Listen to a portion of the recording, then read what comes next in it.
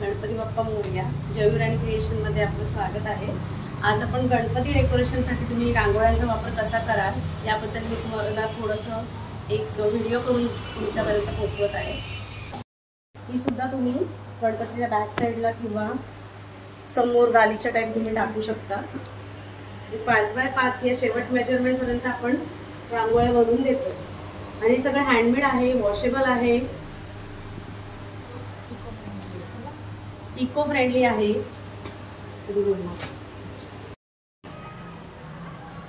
हे असं सुंदर असे गणपतीचे सुद्धा आम्ही प्रतिमा बनवलेल्या आहेत रांगोळीमध्ये. या सुद्धा तुम्ही बॅक साईडला तुम्ही डेकोरेशनसाठी वापरू शकता. त्याच्यामध्ये पूर्ण अष्टविनायकची थीम सुद्धा आहे, ती लवकरच आम्ही तुम्हाला दाखवू. तसेच ती छोटी छोटी कमळं आहेत, हँगिंग सुद्धा आहेत याच्यामध्ये. 1x1 मध्ये ती सुद्धा बॅक साईडला तुम्ही लावू शकता. या रांगोळ्या आहेत 1x1 मध्ये.